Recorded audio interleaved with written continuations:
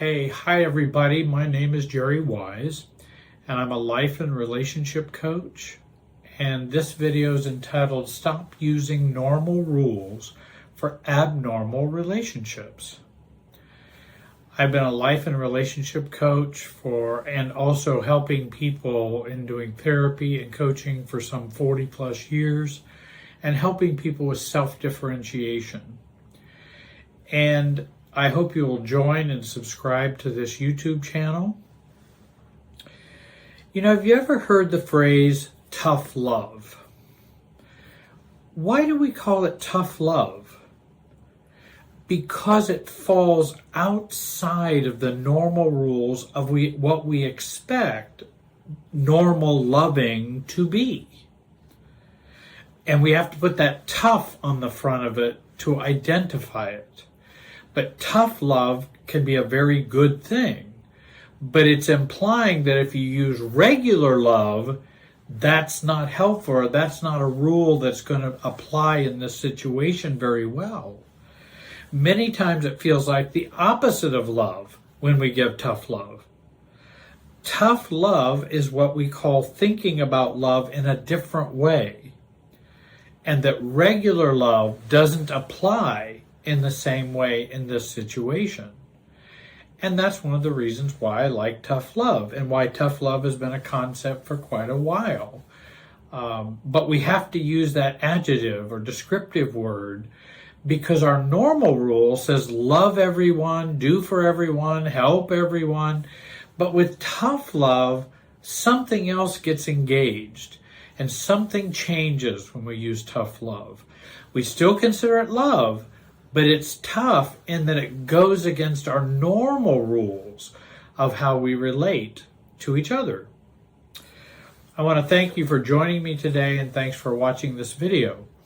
We're going to be talking about, again, how normal rules are not helpful to be used in abnormal relationships. When relating to others around us, we tend to start with empathy and adapting within the relationship. But what if the other person or persons don't play by the same rules? They may begin with, how can I manipulate you? How can I get my dependency needs met? How can I be superior to you?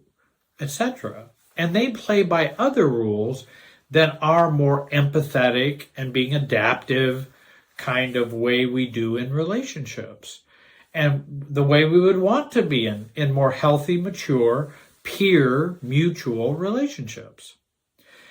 We commonly begin, function, and we function and we process relationships with all of the relationship rules we have been taught and we have been imprinted with from our family, from society, from religion, from any number of groups, tribes, and groups we are a part of. Some rules are good, some rules are bad, some are irrelevant, and some don't even apply. And then, as I'm going to be talking later, and that many of those rules don't come with instructions. They just come with the rule. Secondly, unhealthy people use normal relationship rules as leverage against us and against the reasonable and empathetic friend or spouse or family member. And oftentimes in unhealthy relationships, the person who is the least mature will want the other person to follow those rules carefully, but they don't have to follow them themselves.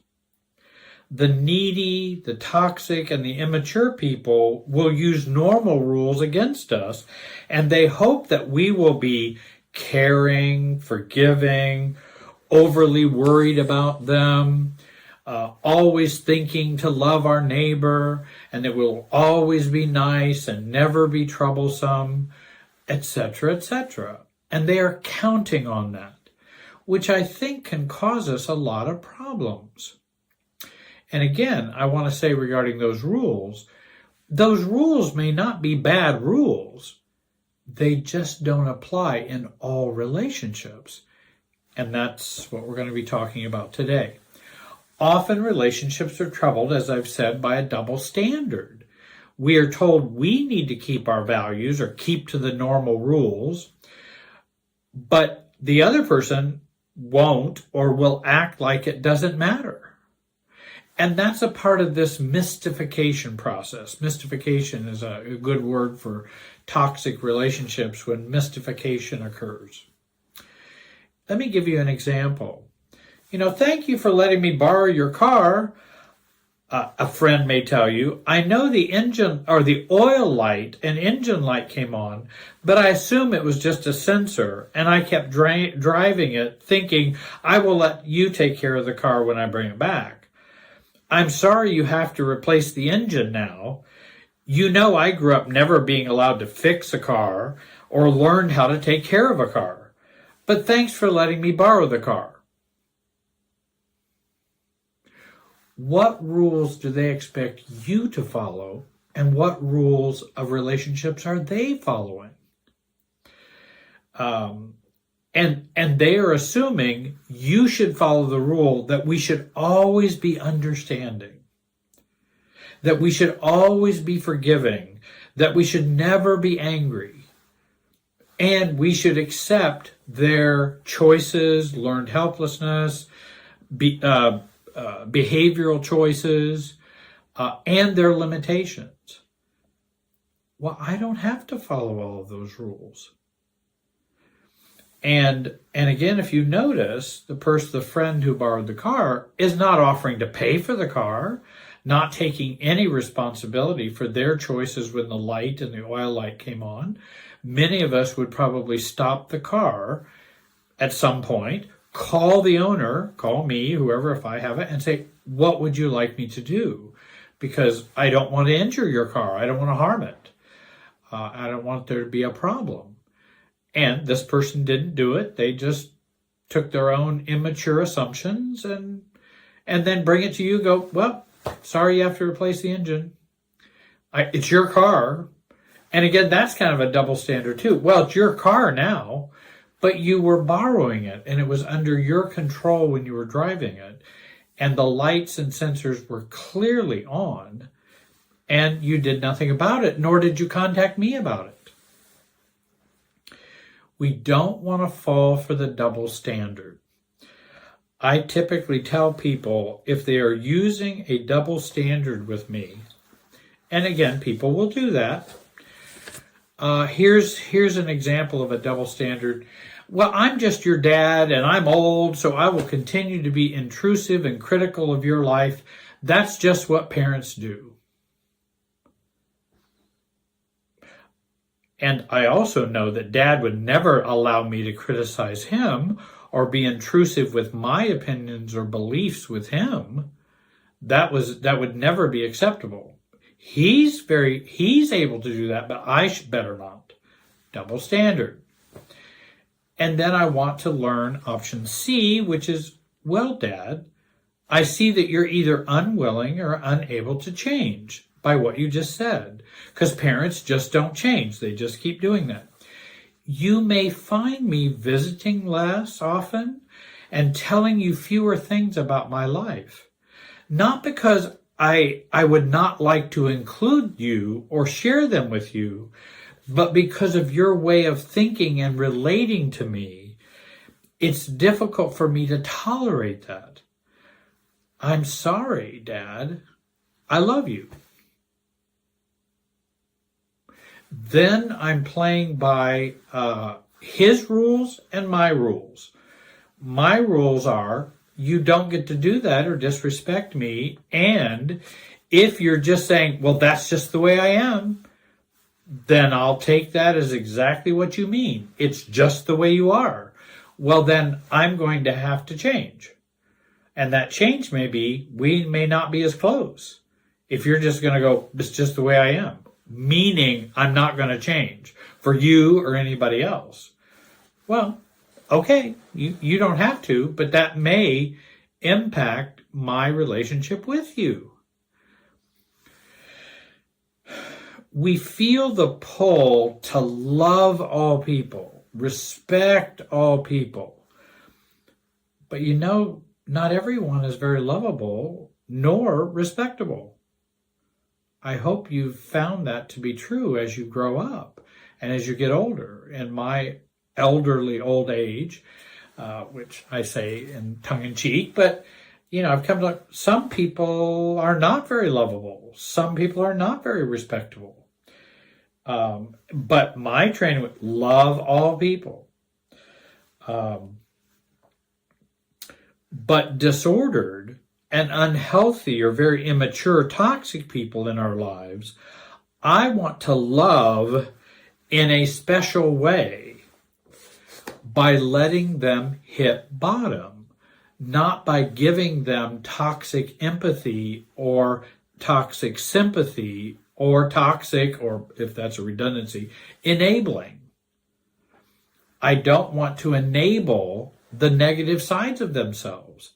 And if I just enable and just am overly sympathetic, then there are no consequences for their bad behavior. They don't have to change. I just have to put up with it. Well, I'm not sure I have to do that to be loving. Because of what you're creating, I don't have to be loving in that way. And I can be loving in a different way. I will let the universe deal with you. And whatever the universe deals out, but probably it's going to impact our relationship. And I may not be talking to you, or feeling as though I owe you anything. If you're, and that I am not required to love you in a way that you don't love me. Another rule, respect all people. But toxic people need a special respect to maybe get some insight into their own behavior, or their beliefs, or their attitudes. And I may respect them by avoiding them and limit their effect and involvement in my life. They may be seen as unhealthy cells in my relationship body. And there are people that are unhealthy cells in the body society and in the body of the family. Unhealthy or cancerous cells are invasive. They play by double standards. And they fuse with the healthy parts of me. But those healthy parts of me will end up becoming toxic or cancerous or sick if I continue that. I like Edwin Friedman's discussion about virology. You might want to find some of his videos online. They were made a while back, but they were really good in terms of describing how unhealthy people are like unhealthy cells. And if we treat them as an equivalent healthy cell, we're going to get sick and it's going to cause problems. I want to respect them by avoiding them. I want to respect their right not to get help. They can choose not to get help. They can choose not to change. And I choose to be neither reactive nor naive about them. And I see that boundary-needing relationships, boundary-needing relationships, as ones that I need to set strong boundaries which respect me and may model for them how to respect someone. Because they obviously haven't learned it, don't want to learn it, have no interest in it, and see no need for it. Well, that's fine. I'm going to respect them by having boundaries. And then I'm not pushing them away. They decide whether they're going to push me away. Because boundaries don't push people away. People get pushed away by not respecting your boundaries. They're pushing you away, not the other way. Boundaries do not push away people. It sets the relationship for a healthy foundation, is what they do. They're not to push someone away. But if someone doesn't respect your boundaries, then they're going to feel pushed away. but it's actually a myth. All societal rules, family rules, personal internalized rules, religious rules need to come with instructions and expectations. And many times they don't. And so we just internalize the rules and apply them across the board equally. That will cause us some problems because everyone we're dealing with, working with, relating to are not the same and are not equal. If I apply caring for or helping my sister and being supportive, maybe helping her financially or something in that way, that's different than caring for a cousin who is alcoholic or addict and is completely dying an inch at a time, and me helping him in the same way I would help my sister. The one help would be healthy. To help him in that way would be enabling and very unhealthy and not loving and not really helping. How about the rule, one should never lie? Do you believe we should never lie? While I think that's an absolute and great rule, an absolute and great guideline, let me give you an example. When I was doing marital and family therapy with folks, and someone would find out that Mary might be seeing me, she and her husband or whatever, and then someone asked me, "What do you know Mary Smith?" And I knew she was a client, and I would say, "I have no idea who that is." Am I telling a lie? Yeah, I think I am. Well, we should never tell a lie. So I should say, yes, I know Mary. Was she a client of yours? Oh, well, I really can't discuss that. Even by implying I know her and saying I can't discuss that, I've already answered the question. She is. Because that's what they're going to assume. I don't want them to even assume that. So lying is a better road in that instance. And it's better to lie because I have a higher goal of maintaining her confidentiality. And that's more important than the lying rule. So not many rules need to come with instructions about how we use them. Well, let's say, if someone, and I come up from a Christian background, a religious background, if someone hurts you, you should turn the other cheek, says the Bible. Yes, it does have that rule in there that we should turn the other cheek. So if a wife is assaulted by her husband, should she just turn the other cheek? Is that what that means and what that rule and guideline means? I think we might have some problems with that we should not just turn the other cheek. That's a real problem. Why would anyone go no contact with their family? Family is all we have. That's another rule that a lot of people live by. Well, I just can't go no contact with my family because then who would I have? And, how would my family feel? And they would be hurt. And I wouldn't be able to attend the Christmas and holiday gatherings where people are crazy and difficult. And I don't know if I could live without that. Well, there may be times we should go and it would be appropriate to go no contact. And there are other times when it may not be appropriate to go no contact. So that rule can vary with the family and the personal experience the person has. Often we acquire our values, beliefs, rules from our family of origin. These are our borrowed convictions, beliefs, values, without choosing these values for ourselves. For example, if you have a value that I really believe I should love everyone, Well, what is your conviction about loving everyone? How do you see that? And in what way? Have you thought further than just the rule itself?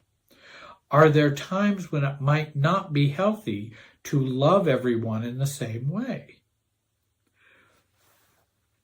Some of those rules that we've borrowed or we've taken in, love everybody because we are all God's creatures.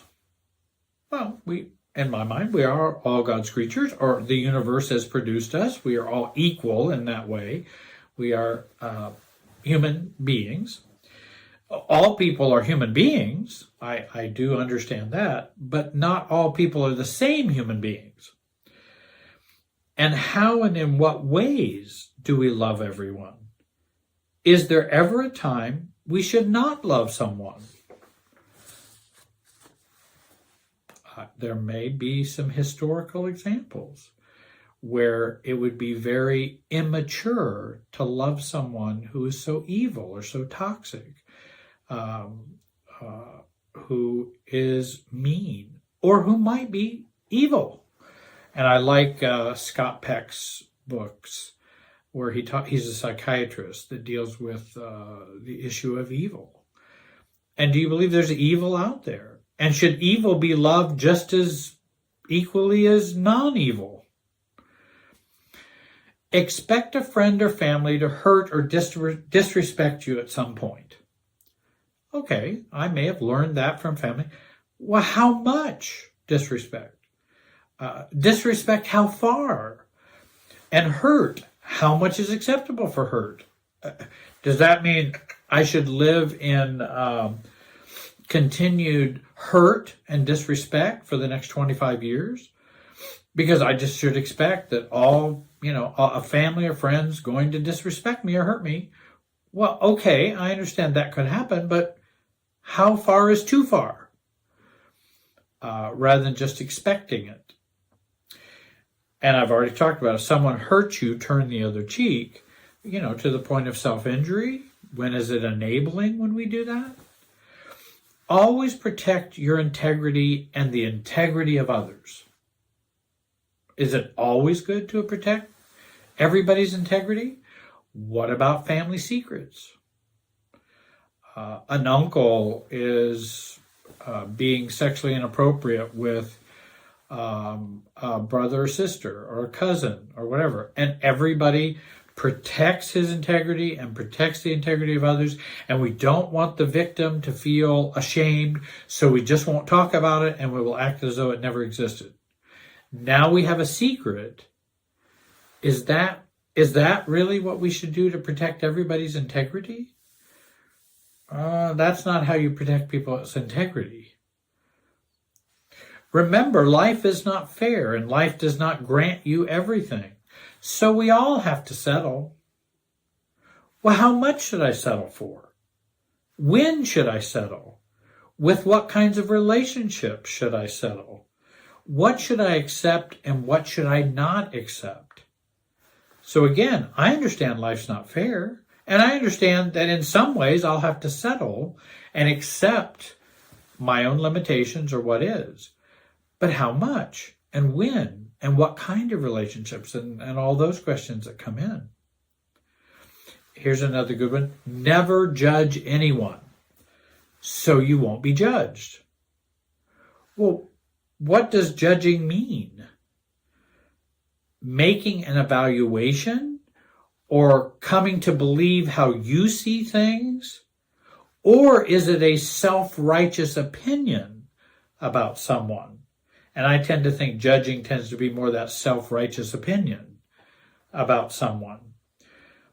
So that means we shouldn't have judges or doctors or psychiatrists or therapists or anybody who makes judgments. We shouldn't judge anyone. Well, so no spouse should evaluate their spouse or understand or learn more about their spouse. And I've had people say, no one should ever call anyone a narcissist because they're not a psychiatrist. Well, okay, I understand there can be danger and labeling or psychologizing or psychiatrizing, relationships. But what about the common sense if it walks like a duck, talks like a duck, looks like a duck? Maybe it's a duck? And I don't have to be a psychiatrist to know that? I understand I'm not making a legal DSM, diagnosis of this person, but boy, it has all the flavors of it. And can we come to our own conclusions as useful and avoiding self-righteous opinions and judge in an appropriate way? Because I think we'll need to, and we have to. Here's a classic one. Honor your father and your mother. And that gets preached as a pretty solid law many times. Even if they are toxic, mean, manipulative, even evil, we should just honor them? Well, how are we going to do that? And is that what that verse means? And I think you can do a lot to, I think there were some expectations that parents had expectations too in honoring their children. Not just honor your father and your mother and it's a one-way street. It's a two-way street. And so I have a lot of people who say, well, I can't go tell my mother that I think she's been really mean to me and the decisions she has made, because that wouldn't be honoring her. Well, so she can be mean and you shouldn't judge her and you should honor her. Well, now you're using normal relationship rules for abnormal relationships. And that's going to get us into trouble and cause some real problems. Here are some new rules I would advise for everyone. Take what you can use and leave the rest. If you don't agree, that's fine. You don't have to agree with me. Just take what you can use. And if it's helpful, do that. Never trust a narcissist. I don't think it's a good idea. If parents don't love and respect you, you owe them nothing. If parents love and respect you, you still owe them nothing. We don't owe anyone a relationship, no matter whether there's blood ties or not, or DNA that's similar. We don't owe anyone a relationship. And if we grew up as a dependent child with these parents, that doesn't mean we owe them anything. That's what parents do, is raise their children. Kids don't have to pay back being born, raised, provided for, sent to college, taken to the doctor, given an allowance, or other ways parents sacrifice for them. We can certainly be grateful, feel loved or supported, and cared for by parents, but not owing them. The owing is where it gets unhealthy and problematic. If a person does not respect me, I can behave respectfully, but that does not mean I must respect you or take abuse or even be around you. I owe no one a relationship, whether sibling or parents or friends or other church members or other people in your synagogue or in your mosque. We don't owe someone a relationship. Another rule, I think, could be a more new rule of health. If they hurt or betray you badly once, they will again in the future without inner core work and change. So, is it possible someone can have an affair and change? Yes, I believe that's possible. but they have to do that inner work to do that. If they just come back and say, oh, I'm so sorry, and I'll never do that again because now I got caught and I'll never do that again. I also see how bad it was. I have greater empathy now and I'm sorry it just was so devastating. I'm not sure that's enough to be able to trust them fully. I think they really need to do their work for them to be trustworthy. Not everyone deserves a second or even a third chance. We do not owe everyone a second or third chance. It depends. And so I don't have to give someone a second chance if I don't want to. And it's not owed to them. Well, haven't you made mistakes, Jerry? I certainly have. And there have been situations in which I didn't get a second chance. And that's a part of life. That's a part of how the universe works. And it's not fun to mess up and then not get a second chance. Well, the same could be true for someone else in my life.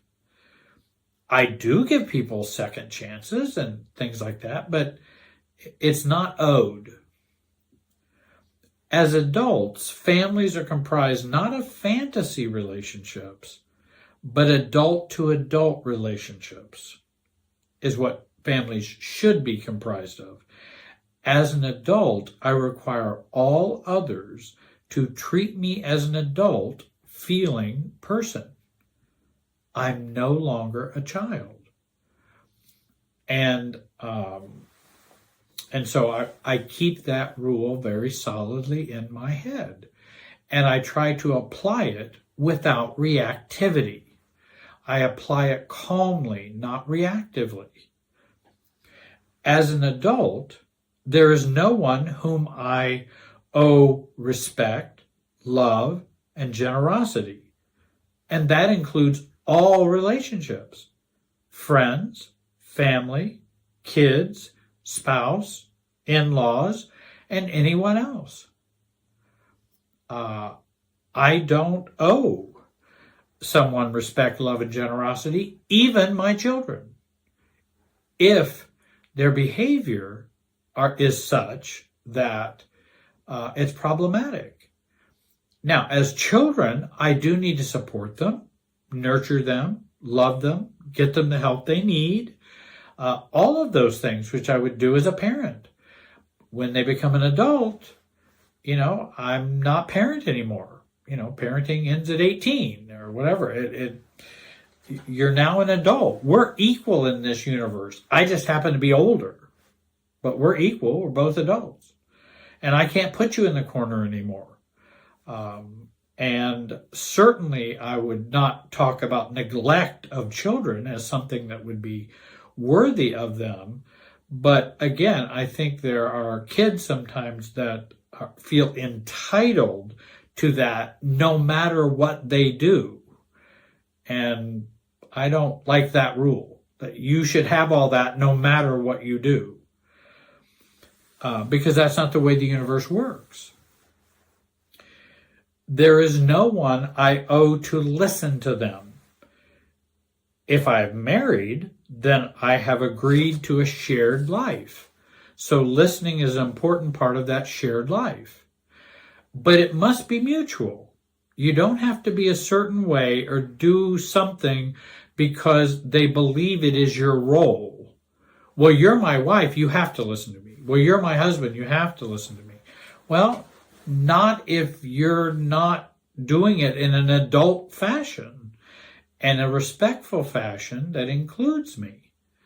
And if you have problems like that, then that's when you need to get some help for the couple. I want to remind you to be careful about the following normal rules with unhealthy, toxic, and negative relationships. They will use these rules against you. Remember, those who are unhealthy will try to shame us by not following those normal rules when they're not following them at all. They'll shame us or guilt us that we're not following them. Another rule I think of here at the end, if someone asks you a question about your life, Polite society and good rules of behavior means you should answer. No. I have every right to know the context or the reason for the question. My rule is this. If I'm asking someone a personal question, I preface it with why I'm asking.